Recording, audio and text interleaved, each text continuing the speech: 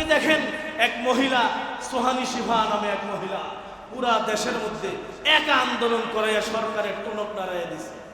উনি ভাতের হোটেল নিয়ে গেছিলেন সচিবালয়ের গেটে ভাত বিক্রি করবে। হকাররা যদি মেট্রো রেলের স্টেশনের মধ্যে রাস্তায় বসতে পারে, আমি কেন সচিবালয়ের গেটে ভাত বিক্রি করতে পারবো না? ওনার আন্দোলন চলমান চলতেছে, উনি একা আন্দোলন করতেছে। সন্ত্রাসীরা এসে ওনাকে চাকু মারছে, ওনাকে থামাইতে পারে নাই। দেখেন এই যে মেট্রো রেলের হকার গুলাকে এখন উচ্ছেদ করতেছে। উচ্ছেদ করে লাভ কি? পরশুদিন তো আবার বসবে এগুলো, ঠিক কিনা জোরে বলে? এক একটা চায়ের দোকান থেকে 20,000 টাকা কইরা চাঁদাবাজি করে, অন্য দোকান থেকে 30,000 টাকা কইরা নেয়, দৈনিক 100, 150, 200 টাকা করে নেয়। এই চাঁদাগুলো খায় চাঁদাবাজরা, কষ্ট হয় সারা বাংলাদেশের মানুষের, ঠিক কিনা জোরে বলে? আমি সিলেটের কথা আপনাদেরকে বলেছিলাম, ডিসি সরওয়ার আলম। এই ডিসি সরওয়ার আলম সিলেটকে লন্ডনের মতো বানাইছেন।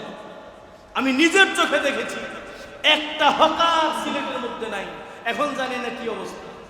এত সুন্দর স্বাচ্ছন্দ্যে মানুষ হাঁটাচলা করে, কোনো মানুষের ভিড় নাই, গাড়ির ভিড় নাই, কোনো যানজট কিচ্ছু নাই। অধিকাংশ যানজট এই হকারের কারণে হয়, অটোরিকশাগুলোর কারণে হয়। একজনও রাগ করবেন না।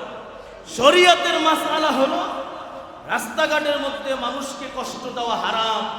আপনি এখানে হাঁটার রাস্তার মধ্যে দোকানদারি কইরা যে মানুষকে কষ্ট দিতেছেন, সম্পূর্ণ হারাম কাজ করতেছেন। যারা এটার চাঁদাবাজি করতেছে ওরাও হারাম কাজ করতেছে, যারা এখানে দোকানদারি করতেছে তারাও হারাম কাজ করতেছে। আপনি ব্যবসা করবেন, খাবেন, সব কিছু ঠিক আছে, হকারিও করবেন, কিন্তু সেটা ফুটপাতে না। মানুষের হাঁটার রাস্তায় আপনি কেন বসবেন? কারণ রাসূল বলছেন মানুষকে কষ্ট দেওয়া হারাম জিনিস, এবং রাস্তা থেকে কষ্টদায়ক জিনিস সরানো এটা ঈমানের একটা অংশ। সুতরাং ঈমানের অংশ হিসাবে আমাদের প্রত্যেকের দায়িত্ব এই মানুষের হাঁটার রাস্তায় যেন কেউ দোকানদারি না করে, ঠিক কিনা জোরে বলেন? এই জন্য রাসূল বলেন আল ঈমানু বিজউন ওয়া সাবউনা শুআবা, ঈমানের 70টার বেশি শাখা রয়েছে। আফজালুহা কাউলু লা ইলাহা ইল্লাল্লাহ, সবচেয়ে বড় শাখা হলো লা ইলাহা ইল্লাল্লাহ। লা ইলাহা ইল্লাল্লাহ এটা ঈমানের সর্বোচ্চ শাখা। আদনাহা ইমাতাতুল আযা আনিত তরিক, আর সর্বনিম্ন ঈমানের শাখা হলো রাস্তা থেকে কষ্টদায়ক জিনিস সরাই ফেলা। আজকে কি আমরা রাস্তা থেকে কষ্টদায়ক জিনিস সরাই? হ্যাঁ, কেউ সরাইতে রাজি না। বরং এই রাস্তার মধ্যে আরো যত ময়লা আবর্জনা আছে সব ফালাইয়া ড্রেনটাকে বন্ধ করে রাখে। এবং সবচেয়ে বড় কষ্টদায়ক জিনিস হলো বর্তমানে হকার। কষ্ট পায়েন না, এটা কিন্তু রাস্তার কষ্ট, রাস্তার হক আছে। আমরা হক হলো রাস্তায় চলার সময় নজর নিচে রাখা। 2 নম্বর হক হলো রাস্তায় চলার সময় একে অপরকে সালাম দেওয়া। এরপরে রাস্তার থেকে কষ্টদায়ক জিনিস সরাইয়া দেওয়া। এরপর রাস্তাঘাটে সৎ কাজের আদেশ, অসৎ কাজের নিষেধ করা, এগুলো রাস্তার হক। আজকে দেখেন হকাররাও এই দেশের মানুষ, ঠিক না? হকাররাও বাংলাদেশের নাগরিক, তাদেরও ব্যবসা করে খাওয়ার অধিকার আছে না? অবশ্যই আছে। তারা এদেশে ব্যবসা করবে, খাবে, সব কিছু স্বাচ্ছন্দ্যে চলবে, তাদের অধিকার আছে। তারাও মানুষ, তারাও ব্যবসা বাণিজ্য করবে, সুন্দরভাবে চলবে, কিন্তু সেটা নিয়ম শৃঙ্খলার মধ্যে হতে হবে, ঠিক কিনা বলেন? এই যে রাস্তাঘাট যেগুলো বানানো হয়েছে, ফুটপাত মানে হাঁটার রাস্তা, এই হাঁটার রাস্তাগুলো তো ব্যবসা করার জায়গা না। হকারদের জন্য মার্কেট পর্যন্ত বিভিন্ন জায়গায় বানানো আছে। এই হকাররা ওখানে যাইতে চায় না। কেন যাইতে চায় না? ওখানে গেলে আমাদের ব্যবসা হবে না। আপনি বলেন, একটা হকারও যদি রাস্তায় না থাকে, সবাই যদি নির্দিষ্ট জায়গায় যায়, যারা কম দামে কিনবে তারা ওখানে যাবে না? অবশ্যই যাবে। আমি সিলেটের কথা আপনাদেরকে বলেছিলাম, ডিসি সরওয়ার আলম যিনি এক মাজারের বিরুদ্ধে কথা বলার কারণে উনি আউট। এই বাংলাদেশে হক কথা বলার জায়গা নাই। কষ্ট পাইতেছেন? আপনি হক কথা বলবেন, আপনি এখানে থাকতে পারবেন না। এক মাজার কোটি কোটি টাকা ইনকাম, উনি ওখানে হাত দিয়েছেন যে ইনকাম যায় কই, যা আসে টাকা কোথায় যায়, খাদেমরা মিলে ভাগ বটোয়ারা করে খেয়ে ফেলে। এখানে হাত দেওয়ার পরের দিনই উনি বদলি ওখান থেকে। এই ডিসি সরোয়ার আলম সিলেটকে লন্ডনের মতো বানাইছেন। আমি নিজের চোখে দেখেছি, একটা হকার সিলেটের মধ্যে নাই। এখন জানি না কি অবস্থা। এত সুন্দর স্বাচ্ছন্দ্যে মানুষ হাঁটাচলা করে, কোনো মানুষের ভিড় নাই, গাড়ির ভিড় নাই, কোনো যানজট কিচ্ছু নাই। অধিকাংশ যানজট এই হকারের কারণে হয়, অটোরিক্সাগুলোর কারণে হয়। একজনও রাগ করবেন না। আমি শরী মাসালা বলবো। শরী মাসালা হলো এই হকারি রাস্তায় বসে হকারি করা জায়েজ নাকি না জায়েজ। শরীয়তের মাসালা হলো রাস্তাঘাটের মধ্যে মানুষকে কষ্ট দেওয়া হারাম। এই রাস্তা বানানো হয়েছে হাঁটার জন্য। আপনি এখানে রাস্তার মধ্যে দোকানদারি কইরা যে মানুষকে কষ্ট দিতেছেন, সম্পূর্ণ হারাম কাজ করতেছেন। যারা এটার চাঁদাবাজি করতেছে ওরাও হারাম কাজ করতেছে, যারা এখানে দোকানদারি করতেছে তারাও হারাম কাজ করতেছে। আপনি ব্যবসা করবেন, খাবেন, সব কিছু ঠিক আছে, হকারিও করবেন, কিন্তু সেটা ফুটপাতে নয়। ঠিকই না জোরে বলেন? ফুটপাতে নয়, মানুষের হাঁটার রাস্তায় আপনি কেন বসবেন? এটা তো মানুষের হাঁটার রাস্তা। আজকে দেখেন, এক মহিলা, সোহানী শিভা নামে এক মহিলা, পুরা দেশের মধ্যে একা আন্দোলন করাইয়া সরকারের টনক নাড়াইয়া দিছে। উনি ভাতের হোটেল নিয়ে গেছিলেন সচিবালয়ের গেটে, ভাত বিক্রি করবো। হকাররা যদি মেট্রো রেলের স্টেশনের মধ্যে রাস্তায় বসতে পারে, আমি কেন সচিবালয়ের গেটে ভাত বিক্রি করতে পারবো না? ওনার আন্দোলন চলমান চলতেছে, উনি একা আন্দোলন করতেছে। সন্ত্রাসীরা এসে ওনাকে চাকরও মারছে, ওনাকে থামাইতে পারে নাই। দেখেন, এই যে মেট্রো রেলের হকার গুলাকে এখন উচ্ছেদ করতেছে। উচ্ছেদ করে লাভ কি? পরশুদিন তো আবার বসবে এগুলো। ঠিক কিনা জোরে বলে? এক একটা চায়ের দোকান থেকে 20,000 টাকা কইরা চাঁদাবাজি করে, অন্য দোকান থেকে 30,000 টাকা কইরা নেয়, দৈনিক 100, 150, 200 টাকা করে নেয়। এই চাঁদাগুলো খায় চাঁদাবাজরা, কষ্ট হয় সারা বাংলাদেশের মানুষের। ঠিক কিনা জোরে? তাহলে শরীয়তের মাসআলা হলো হকারি এই ফুটপাতের মধ্যে বসে করা হারাম। কারণ রাসূল বলছে মানুষকে কষ্ট দেওয়া হারাম জিনিস, এবং রাস্তা থেকে কষ্টদায়ক জিনিস সরানো এটা ঈমানের একটা অংশ। সুতরাং ঈমানের অংশ হিসাবে আমাদের প্রত্যেকের দায়িত্ব মানুষের হাঁটার রাস্তায় যেন কেউ দোকানদারি না করে। ঠিক কিনা জোরে বলেন? দ্বিতীয় কথা হলো, সরকার কি অনুমতি দিয়ে দিছে? দেখছিলাম বিভিন্ন জায়গায় হকারের কার্ড দিছে। আমাদের নারায়ণগঞ্জে তো হকারের কার্ড দেয় নাই মনে হয়, গুলিস্তানে বিভিন্ন জায়গায় দাগ দিছে। তো সরকারের আইন মান্য করা, যেগুলো বৈধ আইন, ওই বৈধ আইনগুলো মান্য করা একজন নাগরিক হিসেবে তার দায়িত্ব। সুতরাং সরকারের আইন, ফুটপাতের মধ্যে কোনো দোকানপাট বসানো যাবে না, এটা হাঁটার রাস্তা। এই আইন অমান্য করার কারণে সে গুনাহগার হইতেছে, মানুষের কষ্টের কারণ হইতেছে। নামাজের সময় তারা কোনো নামাজে যায় না, সবাই বসে বসে ওখানে দোকানদারি করে।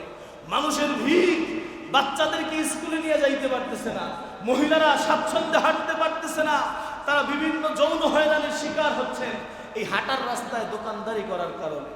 এই জন্য ভাই, আমি কিন্তু হকারদের বিরুদ্ধে বলি না।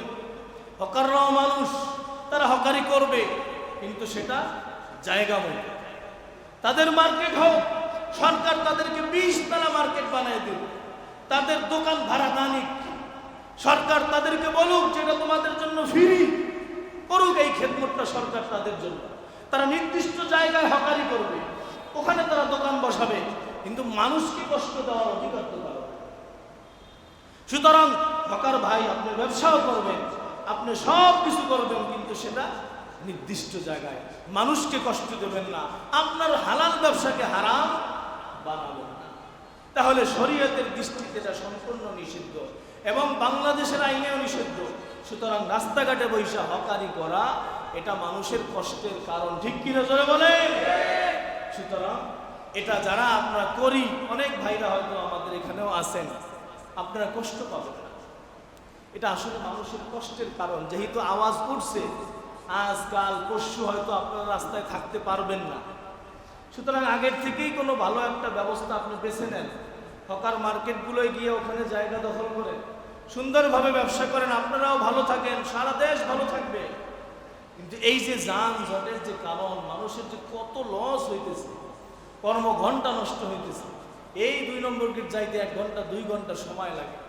এর পিছনে তো আমরা দায়ী, বিভিন্ন যানজট আমরা তৈরি করতেছি। এই জন্য রসুল বলছেন, সামান্য নেকের কাজকেও ছোট মনে করতে নাই, সামান্য গুনাহকেও ছোট মনে করতে নাই। এই যে রাস্তাঘাটের যে গুনাহগুলো, এগুলোকে আমরা গুনাই মনে করি না। ট্রাফিক সিগন্যাল বাঙালি মানেই না, ঠিক কিনা বলেন?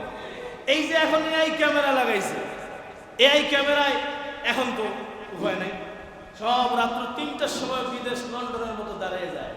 ভালো হয়েছে না? দাঁড়ায় যায়, কোনো ট্রাফিক নাই কিন্তু দাঁড়াই গেছে। কেন? ওই যে জরিমানার ভয়, মামলার ভয়। কিন্তু আমাদের অটোরিকশা ভাই তো দাঁড়ায় না, ও তো মাশাআল্লাহ টাটা দিয়ে চলে যায়। ওই যে আমি একদিন বলতেছি, ভাই তুমি যাও, ওই দেখো ক্যামেরা, ভাই আমাদের সমস্যা। যে এখন অটোরিকশা ভাই, আপনি যে আরেকজনের সমস্যার কারণ হইলেন, এটা তো সমস্যা। আপনি নিয়ম শৃঙ্খলা আইন মাইনে চলেন, তাহলে তার সমস্যা থাকে না। যেখানে আপনার যাওয়া নিষেধ, ওখানে যায়েন না। সমস্যার কারণ হয়ে দাঁড়ায় যানবাহনটা ছোট, কিন্তু মোটর লাগানো হয়েছে পাওয়ারফুল, ছাড়লে মনে হয় যেন বিমান দৌড় দিতেছে। বুঝেন নাই? এটা মানুষের বিপদের কারণ হয়, অ্যাক্সিডেন্টের কারণ হয়ে দাঁড়ায়। আপনি গাড়ি যাইতেছেন না, উনি হঠাৎ করে আপনার সামনে এসে দাঁড়িয়ে গেছে, কোন দিক থেকে আসছে আপনার খবরও নাই, বড় পেরেশানি হয়ে দাঁড়াইতেছে। এই জন্য যেহেতু আমরা গরিব দেশ, সবাইকে মিলেমিশে নিয়ে চলতে হবে। বাকি আমরা আইন শৃঙ্খলা মেনে চলি, বাংলাদেশটাকে আমরা সবাই মিলে সুন্দর বানাই। সরকার একা পারবে না। আমি যদি আমার আশপাশ সুন্দর না করি, কেউ সুন্দর করবে না। আমার পাশের ড্রেন আমাকে পরিষ্কার রাখতে হবে, আমার পাশের রাস্তা আমাকে পরিষ্কার রাখতে হবে। আমার ঘরের আশেপাশে কি ময়লা পড়ে আছে, দেখবেন অনেক বিল্ডিং এর চতুর সাইডে ময়লার স্তূপ। বাড়িওয়ালা এত কোটি টাকা খরচ করে আপনি একটা বাড়ি বানাইছেন, আপনার দেওয়ালটা নষ্ট হইতেছে ময়লার কারণে। ওই পাশের ময়লাটা 400-500 টাকা দিয়া একটু সরানো যায়, তাও আপনি করতেছেন না। কি জন্য আল্লাহ আপনাকে এই বাড়িটা বানাইতে দিল বলেন? এইটুক কাজ তো আপনি করবেন, যে আপনার রসুল বলছেন তুমি তোমার ঘরের আশপাশ পরিষ্কার রাখো। রসুল নিজে বলছেন হাদিস, তুমি তোমার নাজিফু আফনিয়াতা বুয়ুতিকুম, তোমাদের ঘরের আশপাশ সবাই পরিষ্কার রাখো। প্রত্যেকে যদি আমার আশপাশ পরিষ্কার রাখি, এই এলাকা পরিচ্ছন্ন হবে না? হবে। আমার রাস্তা পরিষ্কার থাকবে, আমার ড্রেন পরিষ্কার থাকবে, আমি ভালো থাকবো, আমার ছেলে মেয়ে অসুস্থ হবে না।